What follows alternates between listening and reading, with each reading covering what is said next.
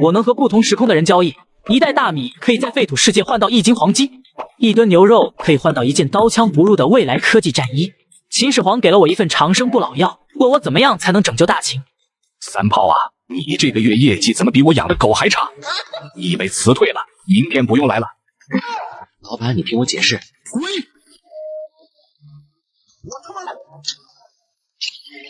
欢迎您成为来新的代理人，这里是跨时空交易平台，在这里你可以跟任何一个时空的人类交易。卧槽，跨时空交易平台，这是什么东西？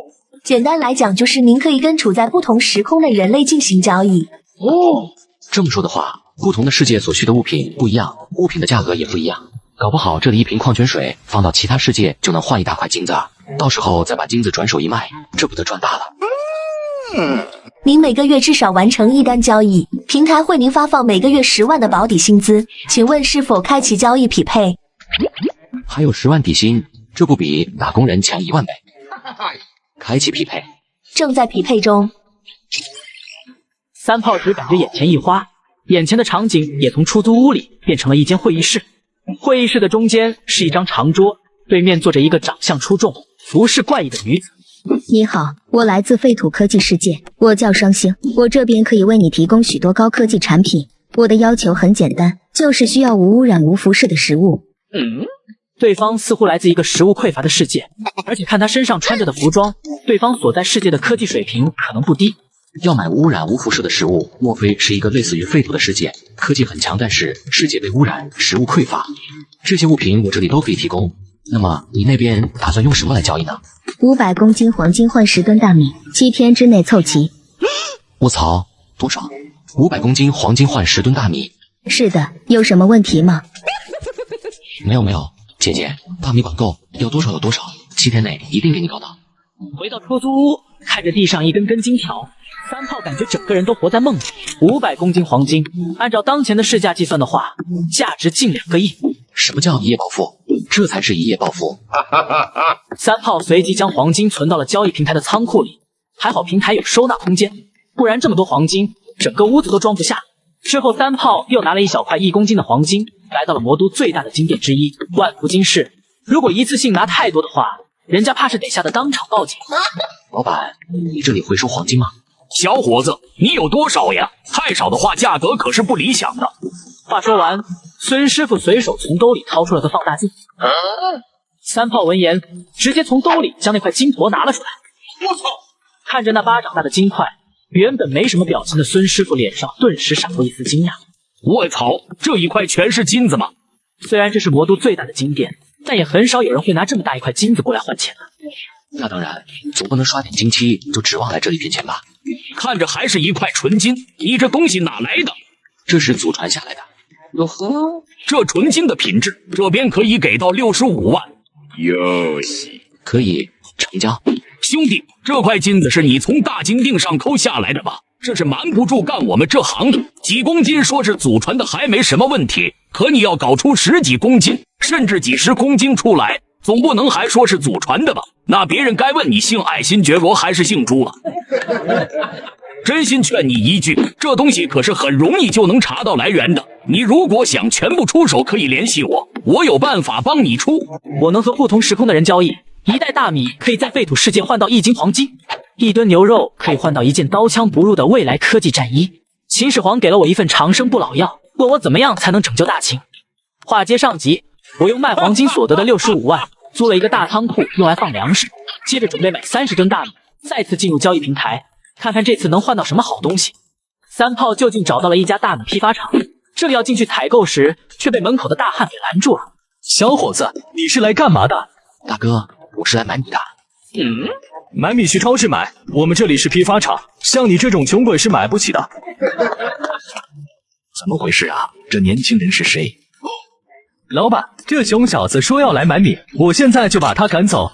我要买30吨大米，既然你们卖不了，那我就只能找别人了。什么30吨？小伙子，你是认真的？支付宝到账15万元。我操，大哥，有，我这要多少有多少。谁他妈给你权力赶走我大哥的？收拾完东西滚出去，你被炒了。再次来到交易场的房间，隔着长长的木桌，双星的装扮与昨天别无二致，还是那么的美丽动人。一上来，双星便有些惊喜的急切道：“东西这么快就准备好了吗？”原定的备货时间是7天，他是真没想到三炮居然1天不到就准备好了。这点东西也不算多，我这边多给你准备了30吨大米。双星看见物品栏里突然多出来的30吨粮食，顿时欣喜若狂。这倒也不是他第一次在超时空平台上交易，之前匹配的几个人都是封建时代的人，他提供的高科技装备人家根本看不懂，分文不值。黄金对人家的吸引力虽然大，可他们却是有命拿没命花。如果你还想要用黄金结算，我目前可以提供1吨左右，更多的需要给我一定时间去筹措。3天之内，我可以再收集至少10吨黄金。黄金在他所处的世界并不值钱，科技才是他们世界的主导，甚至可以从宇宙中收集由黄金构成的小行星，动辄几亿吨甚至几千亿吨。这玩意儿在他们那就是一种平平无奇的石头罢了。三炮思考了一阵，摇了摇头就说道：“黄金暂时不要了，问题是要这么多黄金卖不出去也难办呀。之前那些黄金都还没卖完，要是再来10吨黄金，那估计警察叔叔得叫我过去喝茶了。不要黄金的话，那你想要什么？能给我一些武器吗？能让我自保的武器，毕竟突然暴富可能会被人盯上。”这是纳米战斗服，穿上它，近距离内至少能够正面阻拦普通枪械100发连续射击。哦，就这不起眼的衣服，还能挡100发子弹，别太离谱。此外，它还可以防毒、防火、防水、防电。穿上它，即便是到枪林弹雨的战场上跑一圈，也能保你没事。这么薄，穿起来不就是精神小伙吗？你确定没忽悠我吗？虽然你们那边科技很强，但我也不是傻子呀。有交易平台监管，当然不可能卖你假货。说着，双星从椅子上站了起来。你不信的话，我是给你看看。说完便掏出一把手枪，毫不犹豫对着自己的心脏狠狠地开了一枪。巨大的轰鸣声响起，预料中血肉模糊的场景并没有发生，相反，这一枪开完后，衣服竟然真的毫发无损。卧槽，大姐你来真的呀，真不怕死啊你！看吧，这玩意儿穿在身上就有防护能力，甚至没有覆盖的地方都能保护到。这是我们那边的古董科技，虽然是古董，但还是很好用的。我日，这玩意你们叫古董？那我们现在的防弹衣叫什么？难不成是化石吗？这下可以放心了吧？放心了，姐，你不会还准备了什么逆天的武器吧？逆天武器倒是没有，不过给你自保的武器还是有的。S79电磁手枪，内置1枚金属氢电池，电量足够你开1000枪，弹匣可以一次装50枚专用的穿甲弹，其实就是一根针，没什么技术含量，一枪可以打穿1米厚的钢板。就这么一把玩具枪，能把1米厚的钢板打穿？姐姐，你真的是把我智商按地上摩擦了？怎么还不信？需要我再试一试给你看看吗？我能和不同时空的人交易，1袋大米可以在废土世界换到1斤黄金，1吨牛肉可以换到1件刀枪不入的未来科技战衣。秦始皇给了我一份长生不老药，问我怎么样才能拯救大秦。话接上集，我用卖黄金所得的65万租了一个大仓库用来放粮食，接着准备买30吨大米，再次进入交易平台，看看这次能换到什么好东西。三炮就近找到了一家大米批发厂，正要进去采购时，却被门口的大汉给拦住了。小伙子，你是来干嘛的？大哥，我是来买米的。买米去超市买，我们这里是批发厂，像你这种穷鬼是买不起的。怎么回事啊？这年轻人是谁？老板，这熊小子说要来买米，我现在就把他赶走。我要买30吨大米，既然你们卖不了，那我就只能找别人了。什么？30吨？小伙子，你是认真的？支付宝到账15万元。我操，大哥，有，我这要多少有多少。谁他妈给你权力赶走我大哥的？收拾完东西滚出去，你被炒了。再次来到交易场的房间，隔着长长的木桌，双星的装扮与昨天别无二致，还是那么的美丽动人。一上来，双星便有些惊喜的急切道：“东西这么快就准备好了吗？”原定的备货时间是7天，他是真没想到三炮居然1天不到就准备好了。这点东西也不算多，我这边多给你准备了30吨大米。双星看见物品栏里突然多出来的30吨粮食，顿时欣喜若狂。这倒也不是他第一次在超时空平台上交易，之前匹配的几个人都是封建时代的人，他提供的高科技装备人家根本看不懂，分文不值。黄金对人家的吸引力虽然大，可他们却是有命拿没命花。如果你还想要用黄金结算，我目前可以提供1吨左右，更多的需要给我一定时间去筹措。3天之内，我可以再收集至少10吨黄金。黄金在他所处的世界并不值钱，科技才是他们世界的主导，甚至可以从宇宙中收集由黄金构成的小行星，动辄几亿吨，甚至几千亿吨。这玩意儿在他们那就是一种平平无奇的石头罢了。三炮思考了一阵，摇了摇头就说道：黄金暂时不要了，问题是要这么多黄金卖不出去也难办呀。之前那些黄金都还没卖完，要是再来10吨黄金，那估计警察叔叔得叫我过去喝茶了。不要黄金的话，那你想要什么？能给我一些武器吗？能让我自保的武器，毕竟突然暴富可能会被人盯上。这是纳米战斗服，穿上它，近距离内至少能够正面阻拦普通枪械100发连续射击。就这不起眼的衣服，还能挡100发子弹，别太离谱。此外，它还可以防毒、防火、防水、防电。穿上它，即便是到枪林弹雨的战场上跑一圈，也能保你没事。这么薄，穿起来不就是精神小伙吗？你确定没忽悠我吗？虽然你们那边科技很强，但我也不是傻子呀。有交易平台监管，当然不可能卖你假货。说着，双星从椅子上站了起来。你不信的话，我是给你看看。说完便掏出一把手枪，毫不犹豫对着自己的心脏狠狠地开了一枪。巨大的轰鸣声响起，预料中血肉模糊的场景并没有发生，相反，这一枪开完后，衣服竟然真的毫发无损。卧槽，大姐你来真的呀，真不怕死啊你！看吧，这玩意儿穿在身上就有防护能力，甚至没有覆盖的地方都能保护到。这是我们那边的古董科技，虽然是古董，但还是很好用的。我日，这玩意你也叫古董？那我们现代的防弹衣叫什么？难不成是化石吗？这下可以放心了吧？放心了，姐，你不会还准备了什么逆天的武器吧？逆天武器倒是没有，不过给你自保的武器还是有的。S79 电磁手枪，内置1枚金属氢电池，电量足够你开1000枪，弹匣可以一次装50枚专用的穿甲弹，其实就是一根针，没什么技术含量，一枪可以打穿1米厚的钢板。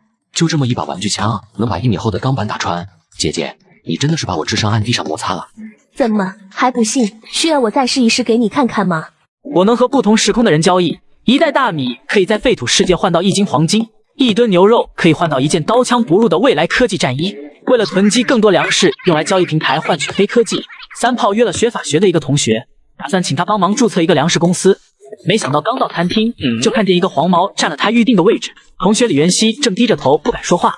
你这败家娘们，还知道躲？你想躲哪里去？躲得掉吗？一天天的就知道读你那点破书，有什么用？就你还学法律，还想当律师？赶紧收拾东西，给老子滚回家去！哥们，你占我位置了！你特么谁呀？你管我是谁？你占我的位置了，滚开！行，你小子给我等着，还坐着干什么？跟老子滚回去！干什么？这都21世纪了，还想在大庭广众之下强抢民女呢？没王法了！什么强抢民女？这是我妹妹，我管教自家妹妹，还用得着你管？你妹妹？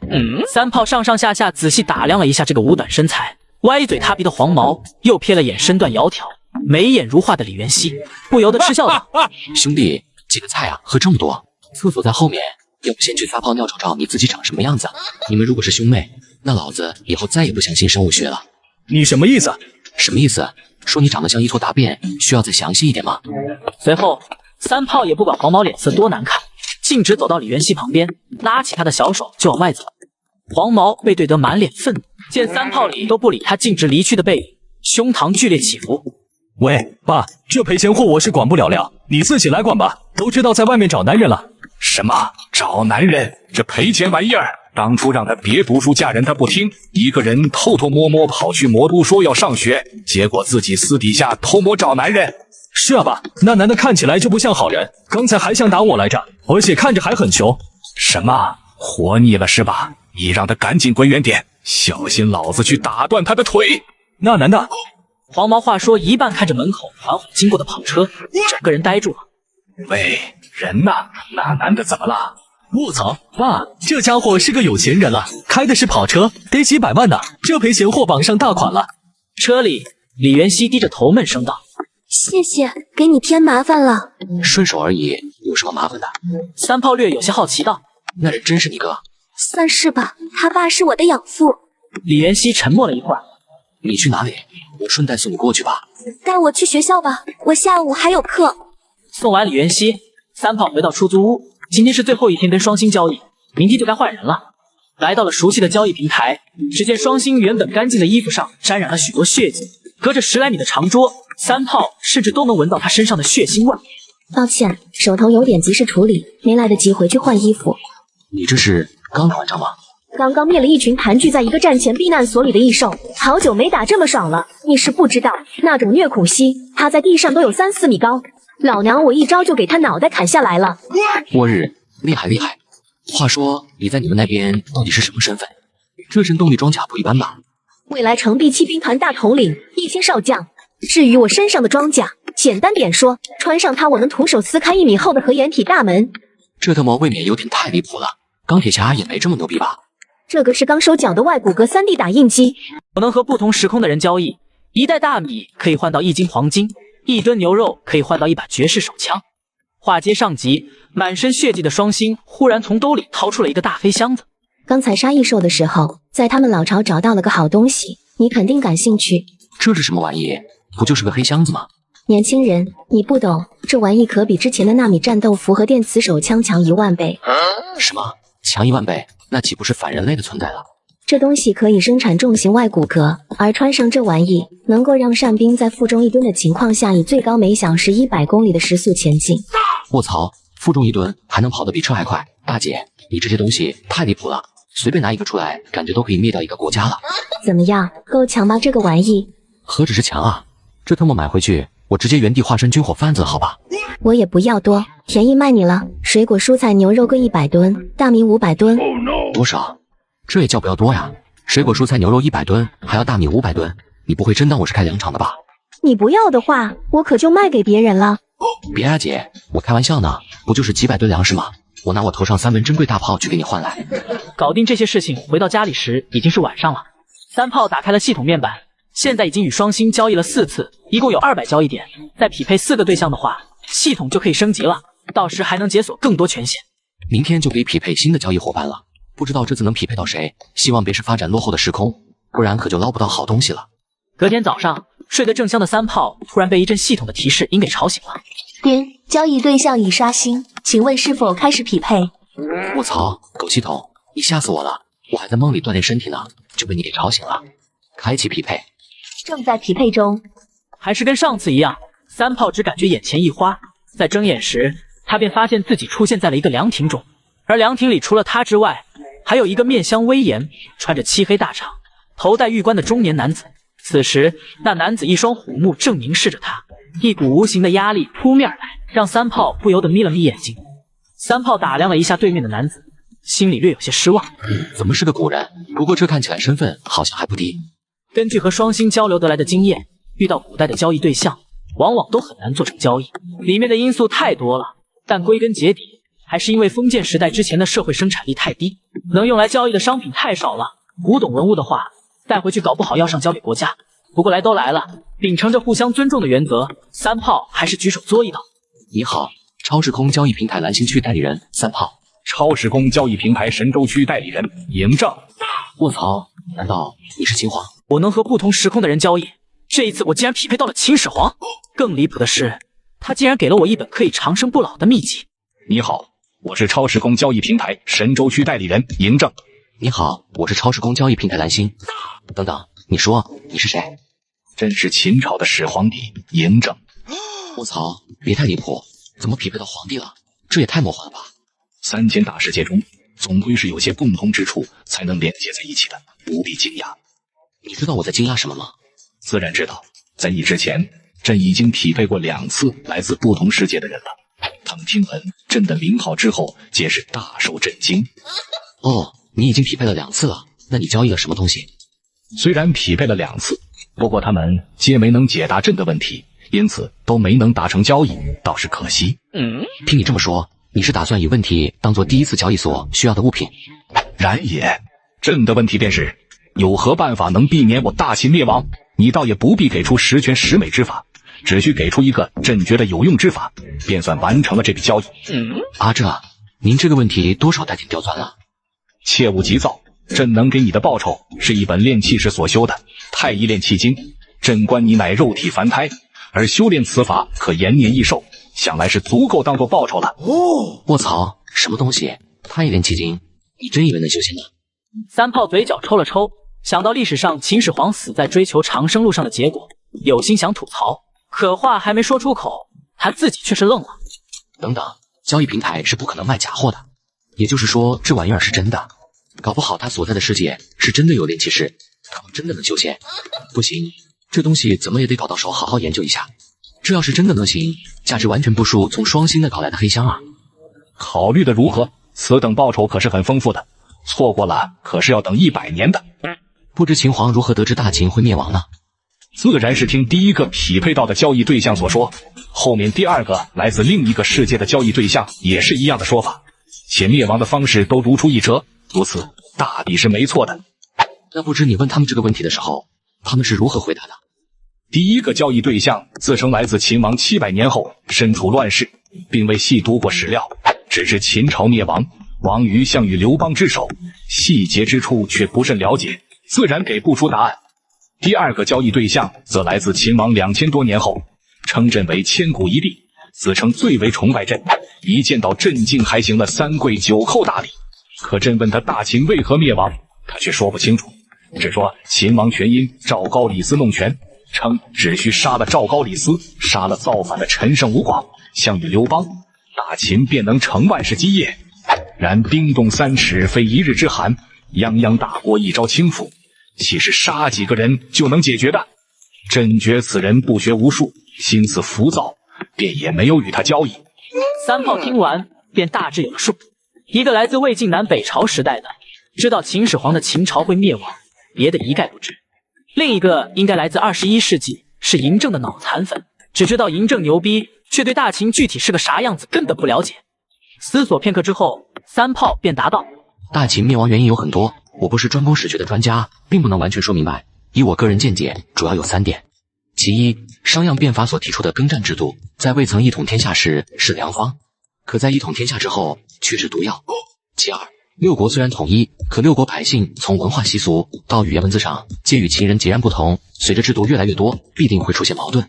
其三，秦王与后继无人。后继无人不只是指的皇位后继无人，而是大秦从皇帝到公卿皆是耕战之法的既得利益者，他们不愿意做出改变，那么消亡是必然的结局。我在跨时空交易平台匹配到了秦始皇，他竟然给了我一本修仙秘籍。嬴政听完三炮的分析后，沉默许久后拱手道：多谢赐教。其实在第一次匹配到交易对象，听到对方说大秦灭亡的时候，我就已经在思索大秦为什么会亡了。如今再听先生这么一说，几乎已经可以确定大秦的病症所在了。这本太乙炼气经修仙功法就传授于你了。三炮有些诧异地看向嬴政：秦皇，我说的这些好像改变不了大秦灭亡的结局吧？虽然还未曾得知如何才能避免大秦灭亡，可先生已经点出了大秦灭亡的原因，知道病症所在，自然是能想到办法处理的。此次交易如此便算达成了。朕这里还有一颗延寿金丹，服下后可以延长寿命20岁。三炮心神大振，延寿，这是多少人追求的东西啊！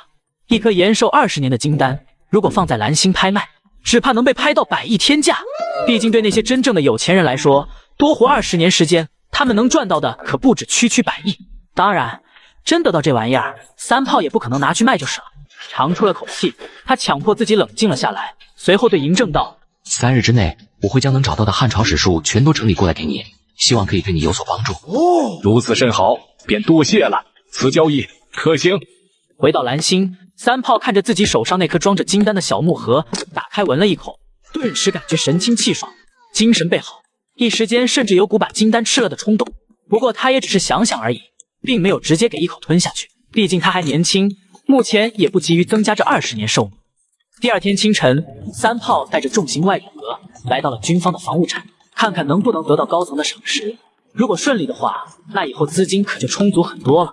展台前，一个穿着军装但却戴着眼镜，显得有些儒雅的军官正看着眼前外骨骼思索着。这是300公斤的重型外骨骼，长官有兴趣了解一下吗？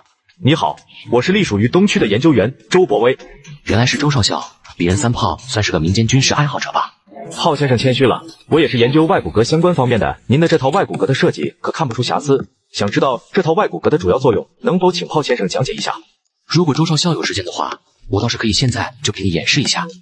好，您请随我到练习场地。随后，3炮便跟着周伯威来到了一处空旷的练习场地，跟着一起来的还有另外一个军官跟几个科研人员。吴将军，这位是3炮先生，这台外骨骼是他的参展作品，其价值是外面所有的展品加起来都比不上的存在，对我们的研究有极大的作用。吴将军闻言倒是有些意外的看了眼3炮，所有展品加起来都比不过这玩意吗？3炮先生您好，鄙人吴方震，前伪东区参谋部参谋。你这个东西可以现场演示一下吗？当然没问题，吴将军，我现在就给你演示一遍。随后便当着在场一群人的面，径直走到了重型外骨骼前，硬生生钻了进去。伴随着一阵机械摩擦的声音，重型外骨骼开始缓缓走动起来。而一旁的周伯威和一众科研人员已经露出骇然之色，皆有些不敢相信。卧槽，这特么怎么能动啊？看着一个个脸色异常的样子，吴将军虽不是专业人员，但也意识到有些异常，便问道：“这是有什么说法吗？”周伯威看了眼吴将军，吞了口唾沫：“将军，这玩意可是300多公斤啊，就这么走起来了？”我拿着从超时空交易平台换来的黑科技外骨骼，吓坏了一众军官。这他妈是怎么动起来的？这玩意可是300多公斤重啊！吴方震在短暂的懵逼之后，随之而来的便是双眼放光。他不是科研人员，不太懂科研，可他是军方参谋将军，最知道武器该怎么用，用在哪。这样一套披着厚重装甲，还能行动自如的宝贝，卧槽！如果能给我手下的那些战士们配一套，那战斗力不得原地起飞了。心里这么想着，吴将军眼睛越来越炙热。而另一边，3炮的表演也还在继续。他先是轻轻一跃，便飞跃7、8米距离，随手捡起地上的大钢板，轻轻一捏，便如同纸糊的一般，全被捏成了块状。周伯威和吴方震此刻的表情已经不能用常人的眼光来衡量，一群人跟见了鬼一样愣在原地。更离谱的是，3炮手上正把玩着一张重达1吨的实木会议桌，要是让他们知道这玩意儿不仅能跑能跳，还能以时速100公里负重1吨前行，怕是得直接原地晕过去。更别说那恐怖的防护力和更恐怖的其他各项参数。这个1吨会议桌自然不可能是它的最大载荷，实际上这玩意马力全开的话，2、3吨的重物都能举着跑，只是真要那样子做的话，怕是会真的吓死人。演练完后，几个人来到了一间会议室，看着满脸懵逼的几个人，3炮笑了笑问道：“这套重型外骨骼，各位长官觉得如何？”不可思议，太不可思议了！小伙子，如果马力全开的话，你这套外骨骼能工作多久？强大的负重能力，灵活自如的行动能力，强大的跳跃能力，这玩意儿到底怎么造的？3炮一时间尬在了原地，也不知道该说啥好。不过他也能理解这些人为什么这么激动，毕竟这东西已经超出人类认知范围了。各位别急，我这里有具体参数，你们自己拿去研究吧。说着，便将打印好的宣传单发了出去。这上面便有 G60 外骨骼的大致参数。谁知道不看还好，一看参数，这些研究员们更激动了，甚至有几个上了年纪的研究员差点没捂着心口闭过气去。就连外行人吴将军看了几眼之后，拿着那张宣传单的手都忍不住抖了抖。这他妈是什么外星人科技？负重1吨的情况下还能保持每小时100公里的时速，就这还是最节能的方案。这玩意儿马力全开，能扛着2辆车跑，充一次电还可以负重1吨的情况下跑3000公里，装甲还能挡住20毫米机枪子弹，这不是直接就无敌了？如果能建立一支以这种外骨骼为基础的特殊部队，什么垃圾的海空优势，在这东西面前根本一点卵用没有。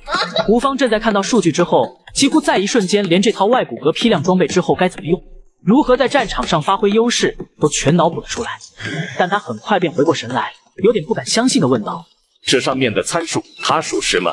当然属实，我可不敢拿假产品来糊弄你们。那生产呢？这种外骨骼的成本如何？技术能不能转让？当然，不打算转让技术，我们也不强求。你们自己生产的话，保质保量的前提下，产量如何，不管多少，我们全都能吃下。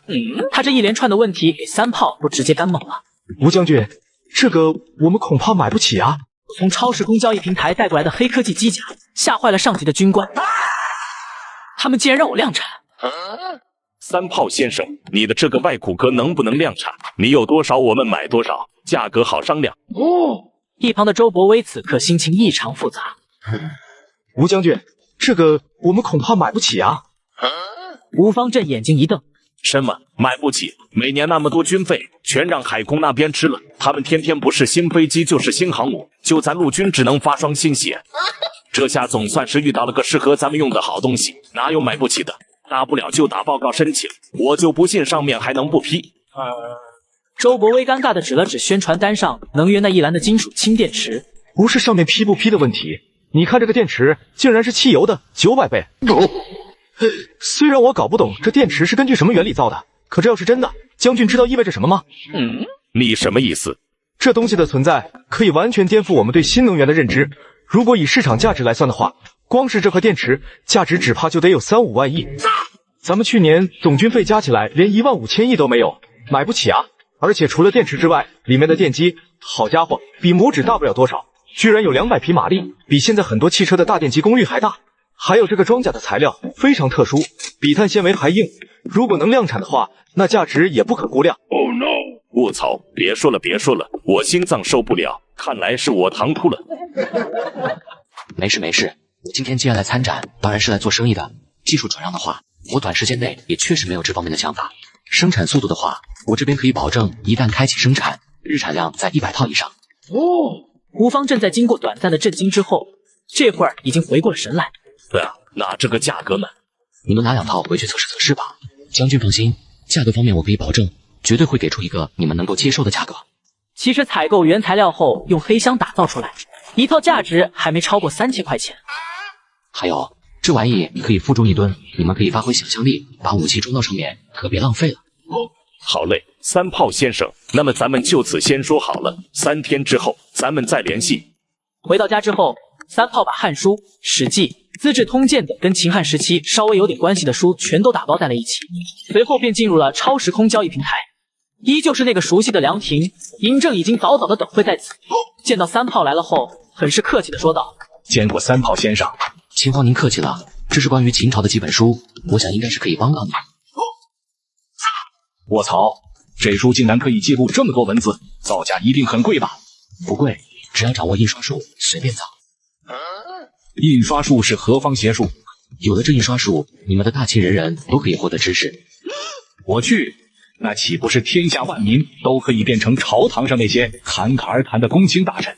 那么大秦不得领先别的国家好几个版本啊！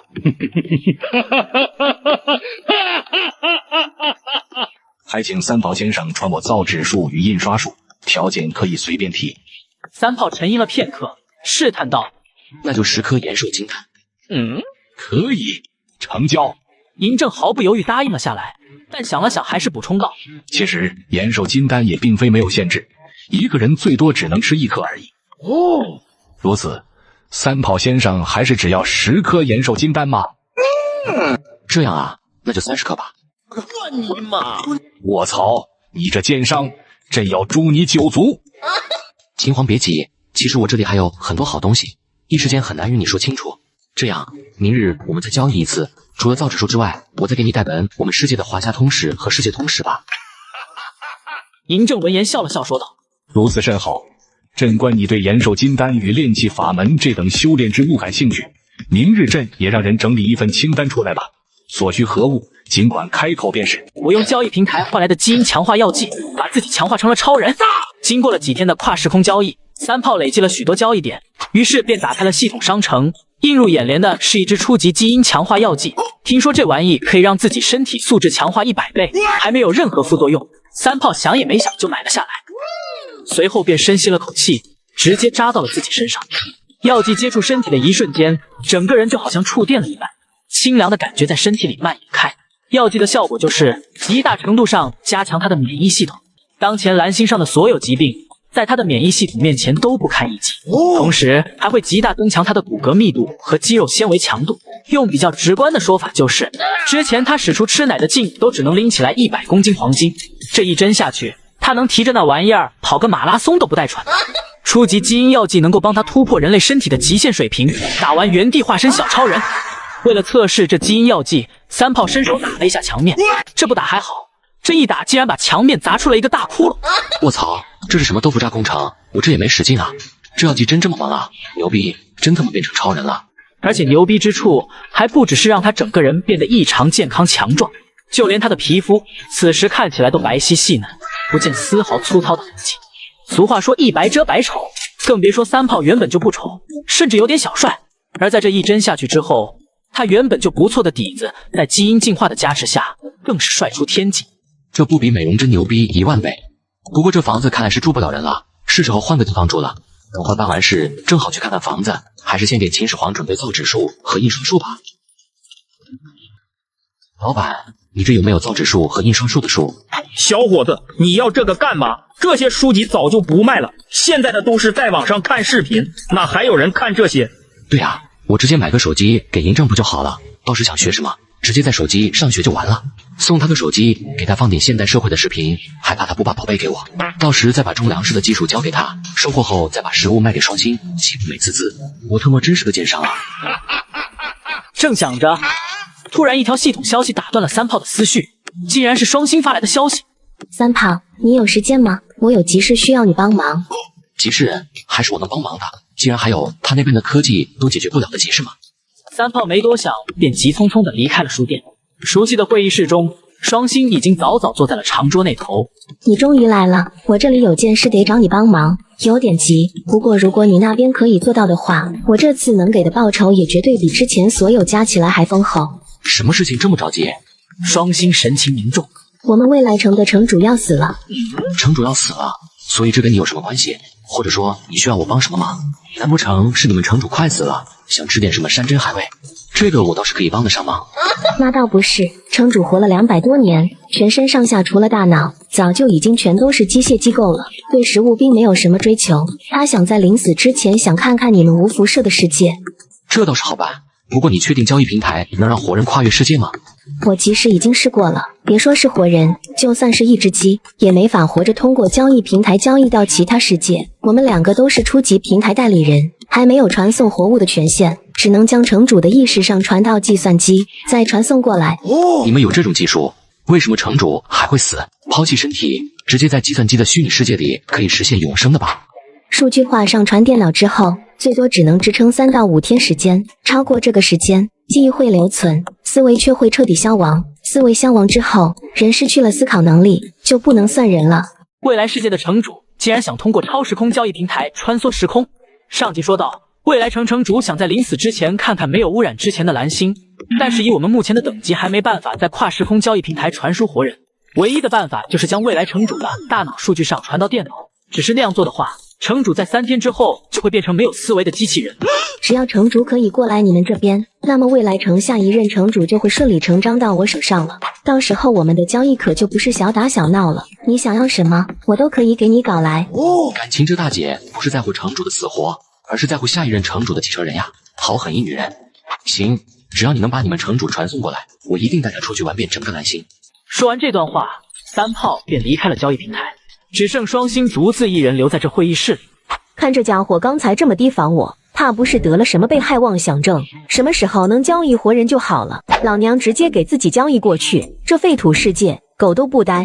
回到出租屋，三炮忽然想起自己似乎和嬴政约好了今天还有一笔交易，于是在回到出租屋之后，转而又进入了与嬴政见面交易的那个凉亭。嬴政依旧独自坐在凉亭内，见三炮来了后，很是客气道：“小先生来了，这次又给朕带来什么好东西啊？”三炮笑了笑。秦皇怎么知道我会给你带好东西的？这次我还真给你准备了一个逆大天的宝物。嬴政听闻大喜，给朕准备了逆大天的宝物，难不成还有比那印刷术和造纸术还牛逼的东西吗？印刷术和造纸术在他面前都不足为奇。说着，三炮从兜里掏出了一台手机。嬴政看着手里的小方块，疑惑道：“小先生，这是何物？”此物名为手机，在我们那里，最早的时候它是用来通话的，你拿着它可以随时与万里之外的人对话。当然，这个功能在大秦是没有用的，因为你们那边没有卫星和基站。这些是什么？你以后就懂了。我要说的是，这手机不只可以打电话，还可以看视频、打游戏。嬴政听得云里雾里，随后三炮抬手一挥，手机屏幕亮了起来，并开始唱起了歌。这通天送飞天，大地送紫金水银。我操，这东西还能发出声音，莫不是里面装了一个人？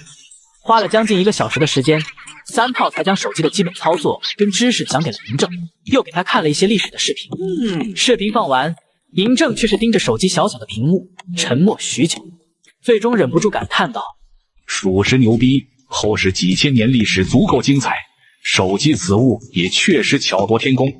相比于书籍，用这种方式将历史呈现在眼前，确实足够震撼，也更容易让人理解。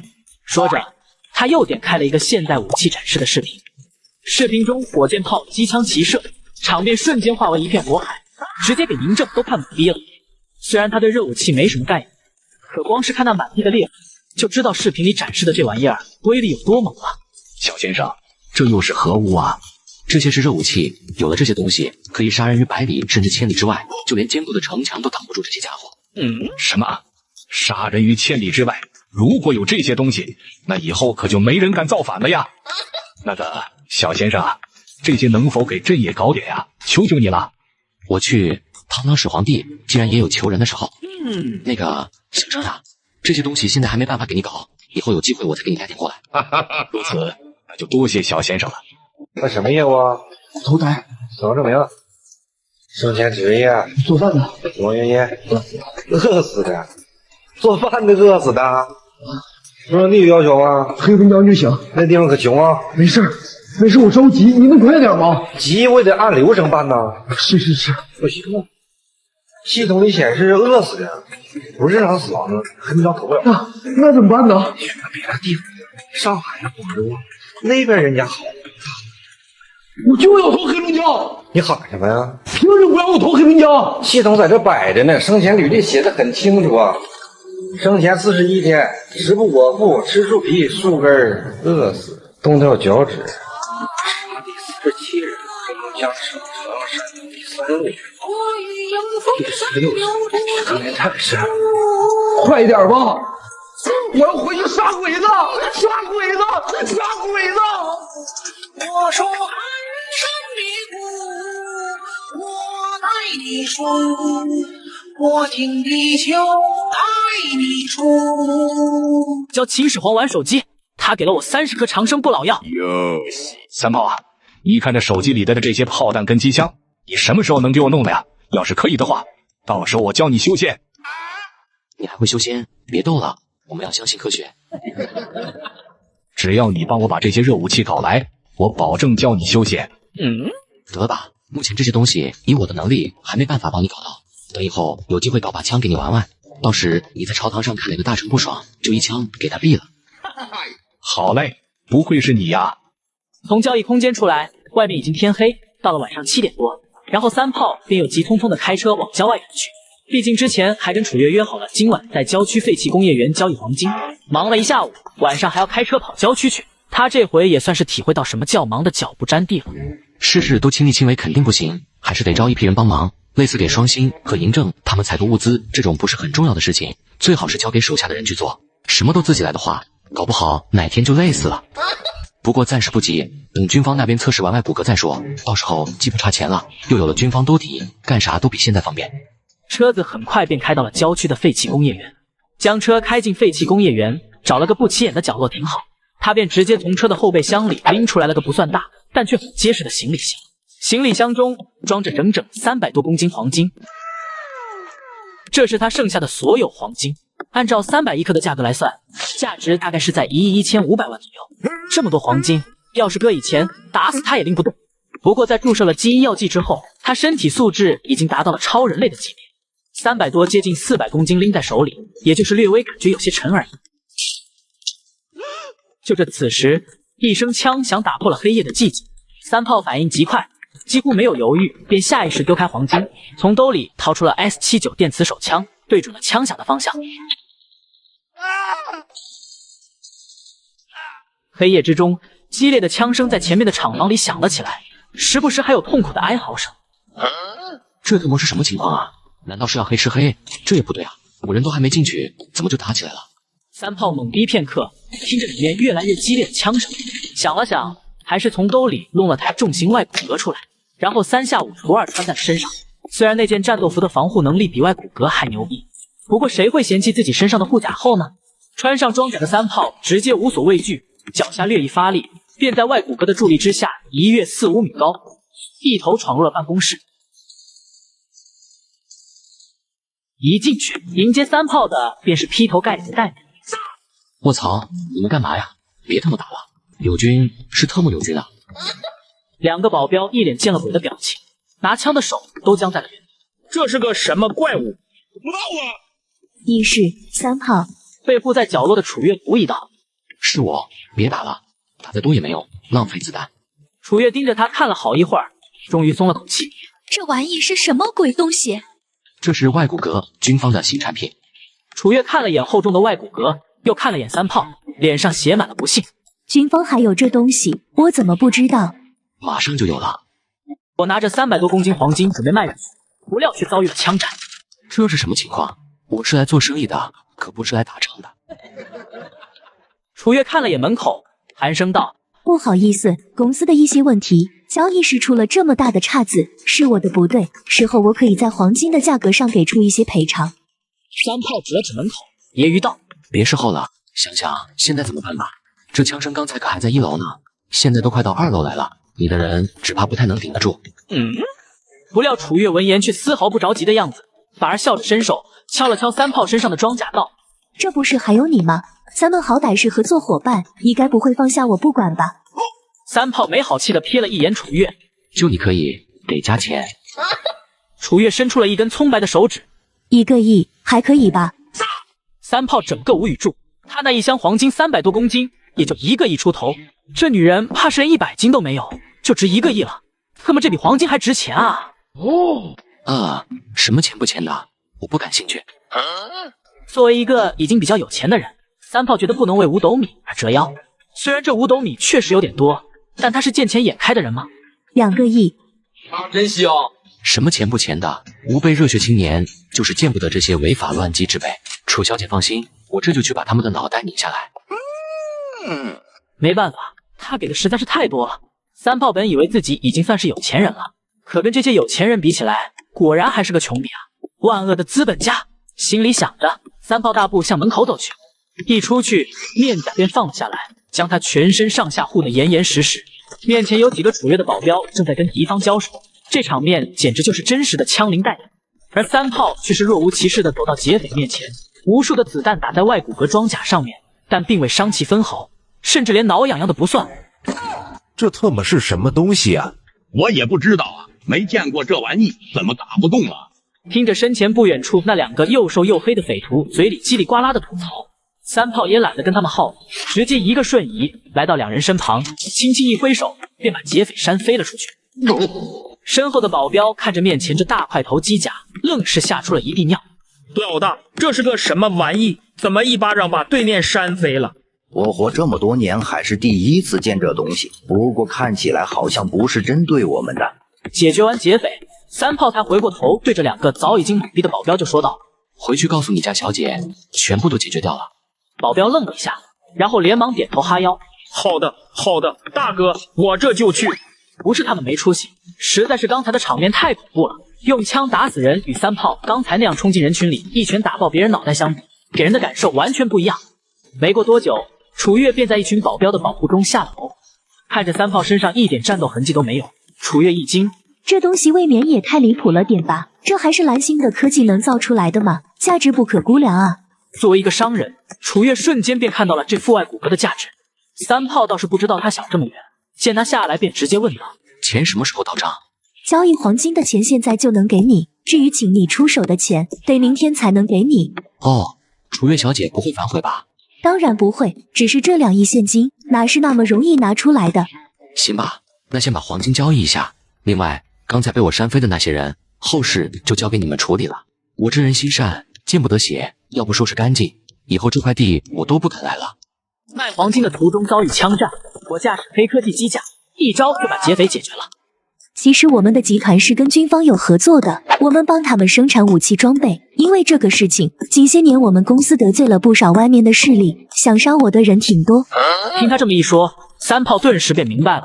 好家伙，这女人长得娇滴滴的，没想到还他妈是个军火贩子。那个，我想跟您买几套这个机甲可以吗？这真是一件完美的工业造物。既然你跟军方关系这么好，那你干嘛不等列装了之后去找他们买？算了吧，只怕给军方自己用的都不够，他们怎么可能卖给我？3炮一想，好像也确实是这么回事。想了想自己物品栏里已经堆了上千套的外骨骼，于是道：“那你打算出什么价格？ 1000万一套，一共要10套。虽然这个价格再加点都能买主战坦克了，不过看你穿上这个东西以后变得强的离谱，我感觉这东西应该不比坦克弱。10套可以给你，但是我丑话说在前面，我这个可是不只是拆卸研究的，一旦强行拆解，可是会爆炸的，到时我可不负责任。虽然以目前蓝星的科技水平，这套外骨骼的核心科技给他们研究，他们也看不懂，但还是保险一点，不然后面技术给人偷去了，可就完犊子了。可以，明晚还是这个点，我让人来拿货。至于钱的话，明天白天我会让人跟那2亿一起给你。就在两人达成协议的前后脚，全副武装的巡捕便进了这座废弃工厂里。带头穿着制服的中年男子开口道：“你好，魔都巡捕司楚月女士，这是什么情况？”原来是郑队长呀，这位是军方的科研人员3炮，刚才他正在附近测试军方最新研发的外骨骼机甲，劫匪已经被他打跑了。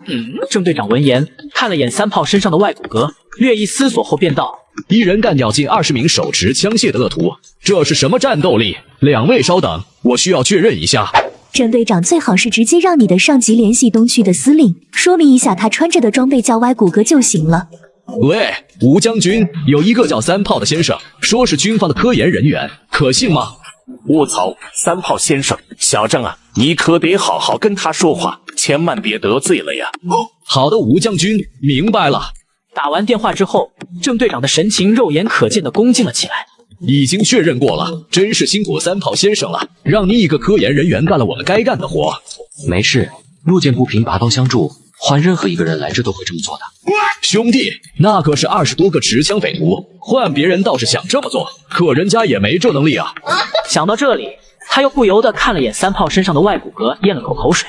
这玩意也太牛逼了吧！在他看来，一个科研人员穿着这装备，居然都能在没有热武器的情况下爆杀那些匪徒，这简直是离谱到家了。如果这东西能给武装巡捕部队装备上，以后遇到那些穷凶极恶的持械匪徒，那不得嘎嘎乱杀。就在这时，几个科研人员赶到了现场，为首的正是周伯威。哎呀，3炮先生，真的是你啊！原来是周少校，这么晚还有空过来啊，辛苦了。不辛苦不辛苦，3炮先生的这套外骨骼实在是太强大了，穿上这外骨骼的士兵，毫无疑问可以称之为超级战士。我把300多公斤黄金卖了，一口气赚了几个亿。支付宝到账3亿元。我靠！昨晚与楚月说好的2个亿救命钱和1亿外骨骼采购费用，已经打到3炮卡里来了。再加上昨晚卖黄金所得的1亿2000万和之前剩下的近1000万，他现在卡里躺着整整4亿3000万巨款。此时不买房，更待何时？不过应该去哪买？3炮一时间愣了好一会儿，还真没想到合适的楼盘。想了想，还是拨通给了之前买车的那个销售员。喂，是于小雨吗？我是上次跟你买车的，我是3炮。竟然是他，之前可是一口气买下几百万的豪车，他不会是看上我了吧？原来是3炮先生呀，请问有什么需要我帮忙的吗？是这样的，我打算买房，你那边有没有朋友是做房地产的？我倒确实有个朋友在一个房屋中介公司上班，听说他那边的房子特别好，我带你去看看吧。好的，那就麻烦你了，我现在过去接你。不多时，两人便到了于小雨朋友上班的房屋中介公司。一个绑着简洁马尾、身穿女士西装、脚踩高跟、显得干练精明的女子便快步迎了过来。阿许，这是我的客户3炮先生。3炮先生好，听小雨说你有购房的意向，我这边手头刚到一大批优质房源，一定可以给您争取到最合适的价格。我这边主要考虑的是别墅，最好是独栋的，不知道许小姐有没有合适点的推荐？价格好说，最好是能拎包入住，手续能快些办下来的。卧槽，大客户啊！有的有的，我现在就带你去看看。这时，于小雨才回过神来，满脸不敢置信地看着3炮。你真打算买别墅呀？这里可是魔都啊，独栋别墅，即便是位于郊区的，价格起码也是8位数以上。虽然他之前就知道3炮很有钱，不然也不至于那次200多万全款买车眼睛都不眨一下，可他却还是低估了3炮有钱的程度。几人逛了一圈，也没能找到3炮想要的房子，最终来到了一个名为桃花坞的别墅。3炮先生，这是最后一套别墅了，不过这个价格比前面那些贵了不止1丁半点。看起来不错，这多少钱？许青衣一怔，诧异地看向3炮。3炮先生，这套别墅跟其他别墅不一样，不按平米计价，只有一口价3亿8千万，而且是要一次性付清。这个房子算了吧，太贵了，我过2天再给您找一批。这栋楼之前也有其他身家几十亿上百亿，根本不差钱的客户看过，可一听到要一次付清，人家想都没想就跑了，一次拿将近4亿现金出来买房，就算是市值100亿的上市公司老总都舍不得。三炮虽然开着超跑来的，可那玩意儿的价钱还不如这别墅的零头呢。行，那就这个吧。手续办下来需要多久？ Oh no！ 许清音还没反应过来，红润的小嘴一时间都忘了合上，愣愣地看着三炮。三炮先生，您的意思是真打算买它？是的，有什么问题吗？一旁的于小雨也是整个人愣住了，全程一句话都没有。没问题，手续的话很快就可以给你办完，如果您满意的话，今天就能搞定所有手续。支付宝到账3亿8千万元。卧槽，三炮先生，您确定不再看看吗？末日，这什么东西呀？将近4个亿的房子，竟然真的一次性付清了！赶紧办手续吧，我现在有点事，需要去一下2楼打个电话。好的，先生，等你打我电话，我一定将所有手续给你办理完。跨时空交易平台竟然真的可以传送活人！三炮一路来到2楼主卧，随即打开了个人面板，果然刚才是双星在给他发消息。我已经说服城主了，速来交易空间。三炮一惊，没想到他还真做到了，随后便进入了交易空间，然后眼前再次一晃，出现在了那熟悉的会议室里。长桌对面，冷艳的双星便坐在那里等着他。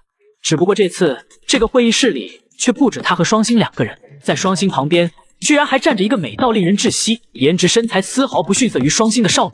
三炮看了眼少女，又将目光投向双星，一时间没搞清楚这是怎么回事。这位是？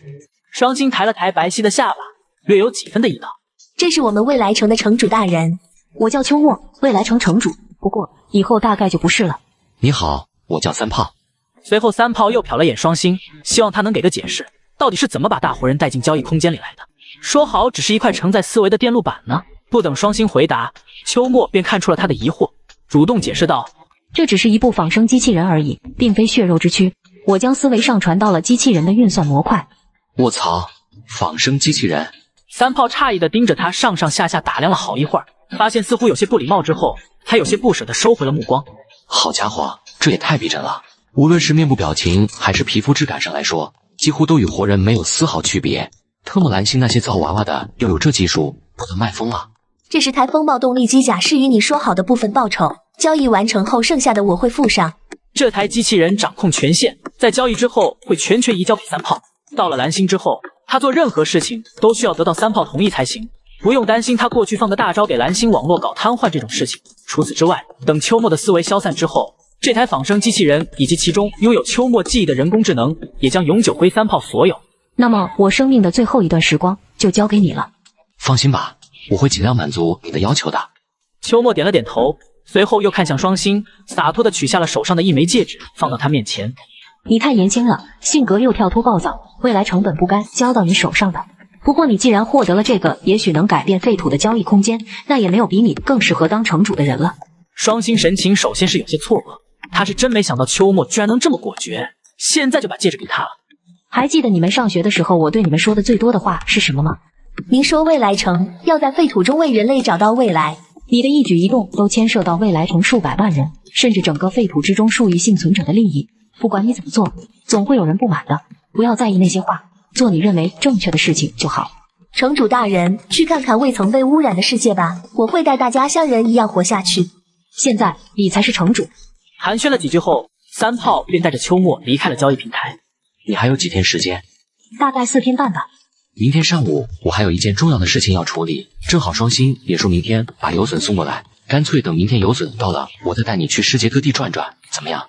能看一眼这个生机勃勃的世界，我已经很满足了。如果你最近抽不开身的话，倒也没必要陪我到处跑。秋末温和道。哎，果然还是200岁的阿姨会疼人。三炮感叹了一声，但还是道：倒也没那么忙，之前既然答应过双星的，也不能反悔不是。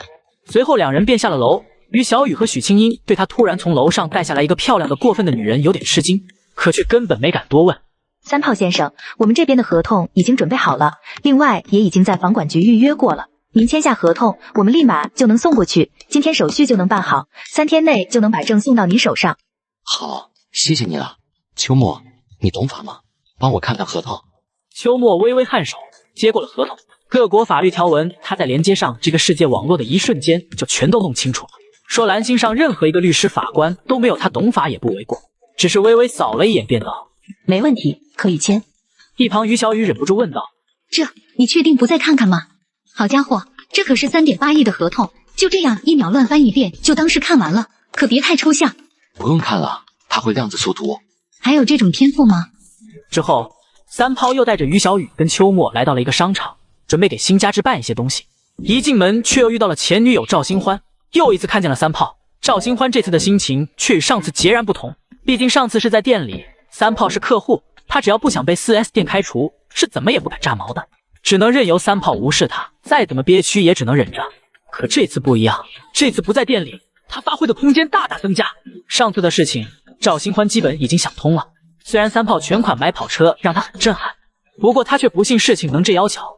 都这么多年了，三炮发达了还不忘去找他装逼，说明什么？说明三炮心里还是放不下他。是三炮啊，真巧啊，最近怎么样呀？当然好了，刚刚买了栋别墅，花了4个亿呢。赵新欢瞳孔猛地一缩，音调都不自觉地高了几个档，那装出来的样子差点都没绷住。4个亿！未来世界竟然是被一种真菌给腐蚀了。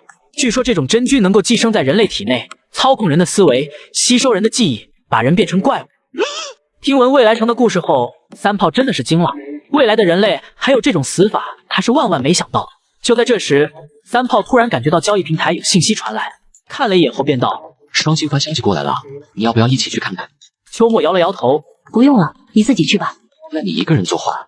三炮转头进入了交易空间，熟悉的会议室里，穿着风暴动力装甲的双星就坐在对面，可一股浓重的血腥味儿却是隔着老远传入了三炮的鼻腔，让他不由得扯了扯嘴角。这是杀了多少人？也不多，就20多万吧。要是不杀这些人，我都没想到他们居然藏着这么多好东西。没开封的星舰我都找到了不止1艘。哦，星舰吗？三炮眼睛一亮，别想了，不是战舰，就是几艘殖民舰。双星耸了耸肩，随后一摆手，把3艘有损及近地轨道飞行器交易给了三炮。这次的生意就算是两清了。三炮见状点了点头，忍不住嘀咕道：“其实殖民舰套也不是不行，搞不好还有大用呢。”双星翻了个白眼：“有个屁用！你们世界现在的科技，这东西拿去也复刻不了，拿来用的话，靠这几艘小型殖民舰殖民外星，没有100年那想都别想。对你来说，还不如有损好用呢。”说着，他手里不知何时多出了一块硬盘，对三炮挑了挑眉：“第1代到第4代核聚变的所有技术资料和生产图纸，怎么样？感兴趣吗？”三炮顿时目光一凝：“好家伙，这是来了个王炸呀！如果能把这东西搞到手，那这就毫无疑问是他从获得交易空间到现在为止价值最高的一笔交易。”深吸了口气，他沉声道：“代价呢？未来20年内，每年向未来城提供1000万吨粮食，种类不限。那就是2亿吨粮食。九州是人口大国，粮食消耗这块自然不用多说。根据统计，如果把民间存粮算上的话，九州的粮食大约在10亿吨以上。而现在九州每年产出的粮食也连续多年达到了6亿吨、2亿吨，也就一年粮食产量的1/3。按照3000块1吨的价格来算，也就只需要6000亿。6000亿买全套成熟能用的核聚变技术，只能说傻子来都知道怎么选。更别说这6000亿的粮食还能分20年付款。核聚变代表着什么？代表无尽的能源，无尽的粮食，代表着真正的未来。可以，不过这个得从明年开始。三炮点头答应了这笔交易，甚至都没有讲价。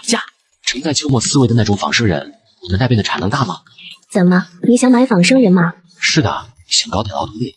像秋末那个级别的是没办法量产的，不过你也没必要买那种。我们未来城也有生产一些比较低端的仿生人，能力吗？在人工智能的调度下，肯定比你们世界招收的大部分员工好用就是了。下到流水线打螺丝，上到开星舰殖民太空，除了缺乏创造力之外，人能做的事情他们都能做，忠诚问题也完全不用考虑。这么牛逼，随便一个仿生人就可以让我们世界的大部分人都失业了吧？昨晚清缴的时候刚好缴获了一仓库，大概有2000多具吧，想要我现在就能给你拿来。严格来讲，仿生人和克隆人不是同一种东西。仿生人严格来说就是机器人，就是做成了人的样子而已。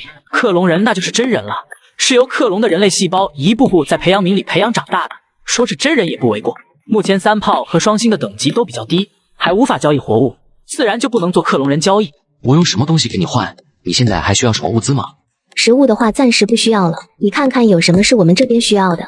三炮微微一笑，拿出了一个精致的小木盒，打开盖子，沁人心脾的馨香顿时充斥了整个会议室。一颗能让人多活20年的延寿金丹，如何？踌躇中的双星一愣，随即便瞪大了亮晶晶的眼睛，死死盯着盒子里那枚弹珠大小、色泽晶莹的延寿金丹。延寿金丹。双星盯着木盒子看了好一会儿，随后才难以置信地看向三炮。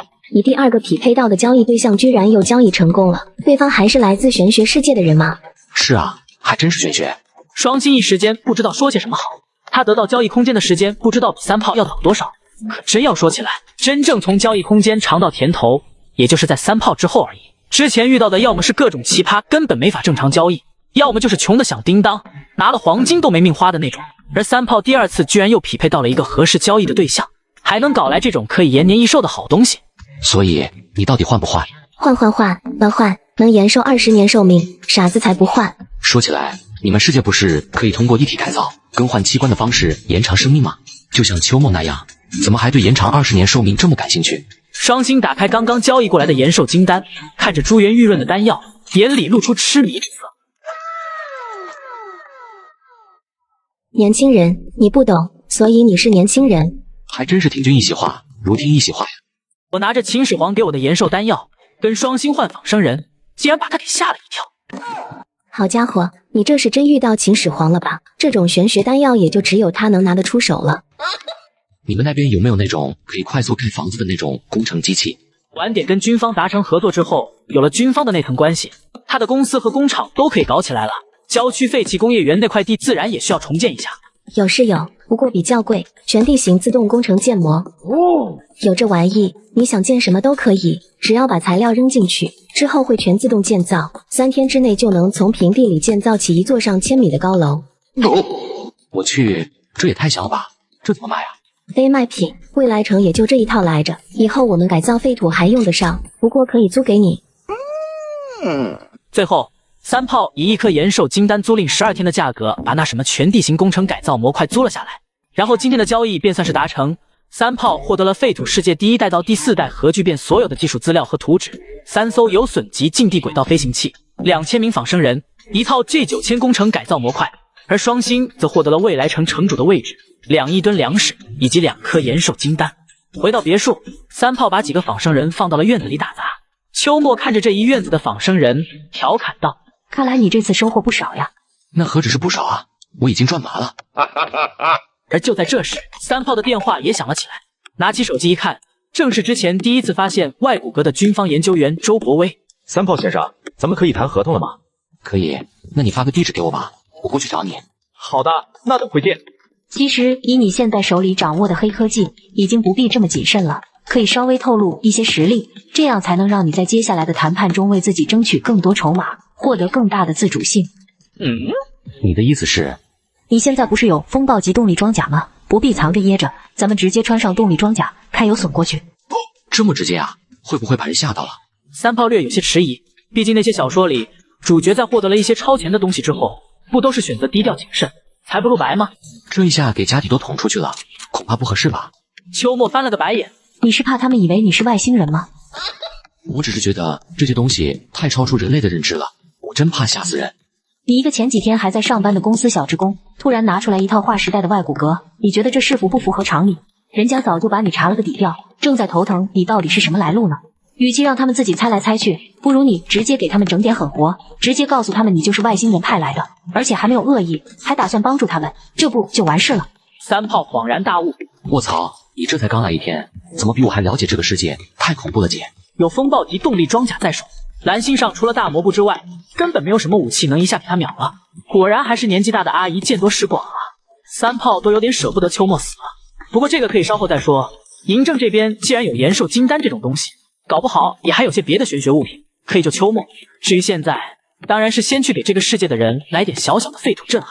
三炮一摆手，2台风暴级动力装甲便出现在了别墅门口的空地上。三炮和秋末分别穿上1台动力装甲，2人直接打开推进器，飞上了1000米高空。这套风暴动力机甲内置1台高功率冷核聚变反应堆作为能源，除了能够免疫一切动能武器的偏导立场之外，搭载了2台大功率无公制引擎，能够让这台2吨重的怪物以最高6倍音速在大气层内飞行。机身还搭载了微型导弹发射器、激光发射器等一众逆大天武器。毫不客气地说，这玩意儿放到战场上能够一枪一台主战坦克，单挑一个现代化的重装合成旅毫无压力。为了避免引起不必要的麻烦，两人还是选择了光学隐身，这玩意整个充满了科幻气息。然而就在这时，身边却飞来了一架战斗机。报告总部，目标空域无任何不明飞行物，它刚才好像直接消失了，这到底是什么东西啊？有损的驾驶舱内，三炮听着频道里传来的飞行员报告声，吞了口唾沫。这隐身效果靠谱吧？等一下，如果被人发现了，怕是要引起恐慌啊。放心吧，就你们这边的科技，再发展100年都发现不了这玩意的。这可太行了呀！拿这玩意去窃听敌方的军事情报，那不妥妥间谍专用机甲吗？这有啥的，简简单单。如果现在让你把蓝星所有核武都射出去，你能办到吗？秋末一愣，没想到你居然还有这种反人类倾向，你小子可真行啊！核武这些就别想了，都是不连接网络的，而且有多重保险。不过倒是可以编一些假消息，骗那些核武基地，就说是遭遇核打击了，他们自己就会开启保护模式，到时应该会自动发射。要不我试试给你看？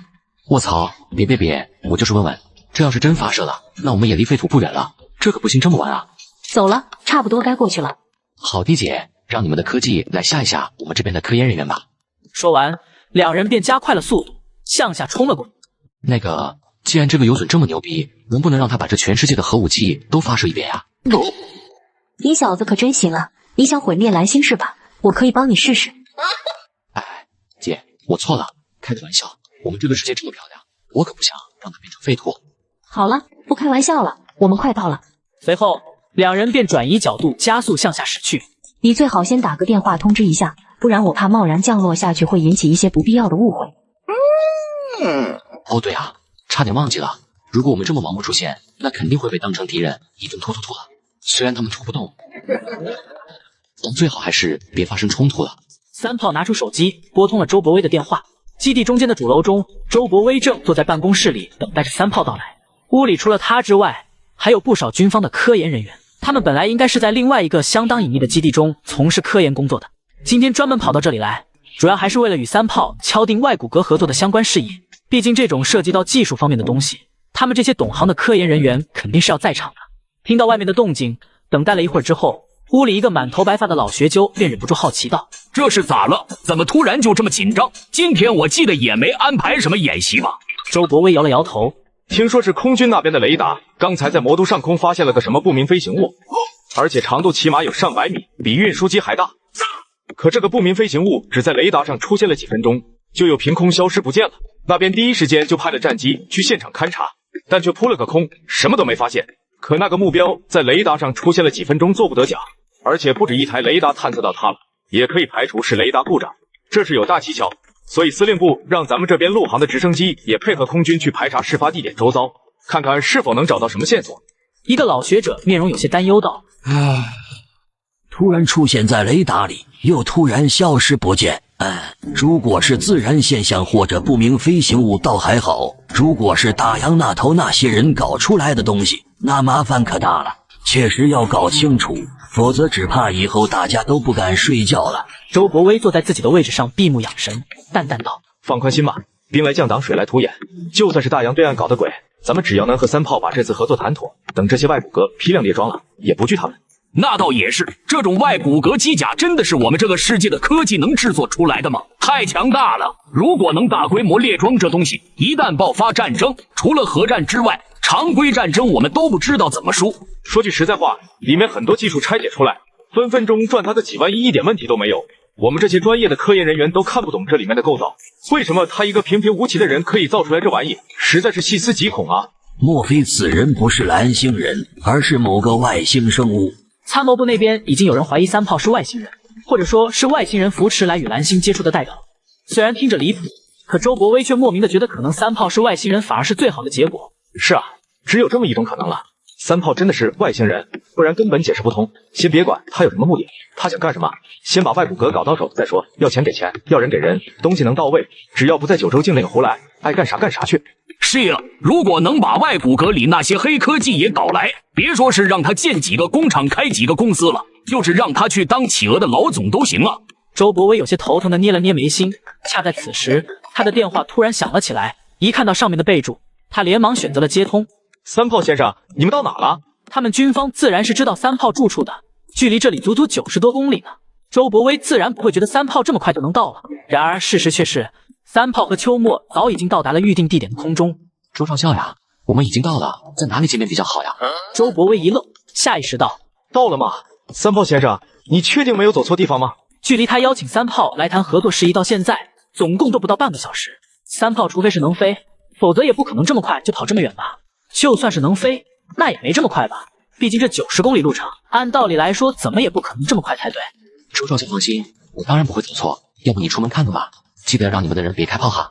周伯威将信将疑地走出了会议室，刚到外面便看到了天空之上一个长达100米的庞然大物，不知何时静静地悬浮在了那里。周伯威此刻整个人石化在原地，整个基地在这一刻都陷入了死寂之中。片刻之后，尖锐的防空警报陡然响彻云霄，尖锐的警报声响彻整个基地。无数懵逼的士兵听到警报声，瞬间就被激活了一般，第一时间便连忙抄起武器，对准这个庞然大物。装备虽然简陋了些，但士兵素质很不错。秋末点评了一句，末了想了想又补充道：同样的装备和人数下，未来城那些军团士兵多半不是他们的对手。你们那边的士兵这么菜的吗？秋末笑了笑，不是科技不行，而是他们的战斗意志跟战术没你们这些士兵这么精锐。果然是科技使人变懒惰呀。我开着最新的黑科技游隼来到军方的基地，他们竟然以为我是外星人。我不管你是谁派来的，既然你擅自闯入我们的军事基地，那就别怪我们不客气了，全体都有，随时备战。见对面准备开枪，三炮一惊，卧槽，怎么办啊？秋末，他要开枪了，完蛋了。秋末笑了笑，瞥了一眼三炮，很是无语道：你他妈是被吓傻了吧？就算他们把所有武器拉过来也没用，能刮伤我们这游隼就算我输。也难怪三炮会害怕，正常人见到这场面多多少少都会吓尿的。那啥，周少校，我是三炮啊，别开枪。周伯威陡然回过神来，想起三炮刚才说让他们的人别开炮的话，顿时回过味来，声音陡然提升了8度。你在飞船上面吗？是不是被绑架了？是我，没有被绑架，这东西就是我的。得到三炮的肯定，周伯威脑子略微有些宕机，才对着战士们吼道：别开火，兄弟们，是友军。随后三炮和秋末便卸下了装甲，来到了一行人面前。为首的一个军官打了声招呼：你好，我是本基地指挥官周景。三炮先生出场的方式有些特别。说罢，他看了眼还在天上挂着的游隼，眼里闪过凝重之色。别的不说，光是这玩意儿能悄无声息之间跑到他们的头顶，到现在雷达也没探测出任何痕迹，就已经足够离谱了。这要是敌人的轰炸机，现在怕是整个基地都被人给扬了。赶时间而已，这个比较快一些。将军要是觉得碍眼的话，我这就让他消失。三炮笑着打了个响指，下一刻，天空中的庞然大物居然逐渐变得虚幻了起来，最后彻底消失不见。一群科研人员顿时哗然，这没道理吧？还真就有光学隐身这种东西啊！别说他们了，就连再不懂行的基层士兵，看见这么大的东西凭空消失的一幕，也能感觉到一股寒气从心头涌向四肢百骸。至于那些负责防空的战士，更是直接人麻了。刚才还只是雷达上看不见人家而已，万一要是真打起来，这点距离几秒也不是不能打。可这么突然连肉眼都看不见了，这个基地的最高负责人周晴也略微愣神，随后深深看了眼三炮，侧身道：我们已经准备好的会议室，三炮先生进去详谈吧。很快，一行人便出现在了会议室之中，面面相觑了一会儿之后，为首的周晴将军率先打破了沉闷的气氛。三炮先生今天是来谈关于外骨骼生意的事吗？是的，就是为这个来的。周晴顿了顿，接着道：关于外骨骼的采购协议，上边非常重视，特命我全权来与你洽谈相关事宜。三炮先生要是没有别的问题，那就先开始。不管是三炮还是军方的人，大家都很默契的没有提刚才的事情。说实话，要不是在座的都是心性过人的职业军人，怕是这会儿早吓破胆了，哪还有闲工夫谈生意？一艘凭空悬浮在天上的100米巨舰，给人带来的压迫感实在是太大了。三炮倒是没有顾虑太多，说出了自己的要求。首先，我需要将制造工厂建在我的废弃工业园，可能有一些手续需要你们帮忙处理，之后就是帮忙保密，不要让人发现那个地方。最后，外骨骼的报价一套100万。至于为什么不狮子大开口卖个几百万上千万一套，主要是黑箱功率拉满，一天就能生产500套外骨骼，这就是个走量的商品，卖太贵了，谁买去？生产多了卖给谁去？再说了，军方的资金又不是大风刮来的，三炮还是打算能友好的合作。然而令他万万没想到的是，周晴在听完他的这些条件之后，几乎想都没有想，便点头道：“以上要求我们全都可以答应，如果没有问题的话，现在就签约吧。”你们不用考虑一下吗？这就全部答应了？三炮先生的这些条件都并不过分，为什么不答应呢？没想到这合作竟然这么愉快，没有勾心斗角的环节可真好。一切搞定了之后，三炮之前的所有计划就算是可以开始了。他本来是打算直接告辞，不过军方这边显然没打算签完合同就这么让他走，而是热情的留他下来吃了一顿饭。饭桌上，大家聊着聊着便都熟络了起来。三炮兄弟，你早上驾驶的那个怪物到底是个什么玩意啊？这看着像是在拍科幻电影啊！三炮自然是清楚他们的意图，倒也没有藏着掖着的意思，不然也不会高调的开着有损穿着动力装甲来了。那个是有损级近地轨道飞行器。一个科研人员一愣，随后骇然道：“近地轨道飞行器，那岂不是说这怪物甚至可以飞到外太空去啊？”三炮点了点头，确实可以，想飞多远就多远，总之就是无敌。它最大的速度大概能超过第二宇宙速度，别说是太空，去火星都够了。一个来自空军的将军两眼放光的问道：“那个东西大概里面都有些什么配置？三炮先生方便透露一下吗？特么的这玩意儿可比飞机牛逼多呢。”三炮不在意的摆了摆手：“都是兄弟，没有什么方不方便的。有损级近地轨道飞行器搭载了4台无公制引擎，能在载荷500吨的情况下，以第二宇宙速度在太空中飞行，同时还有极致的防御，主打的就是一个无敌。”懂行的军方大佬们纷纷在心中倒吸了口凉气。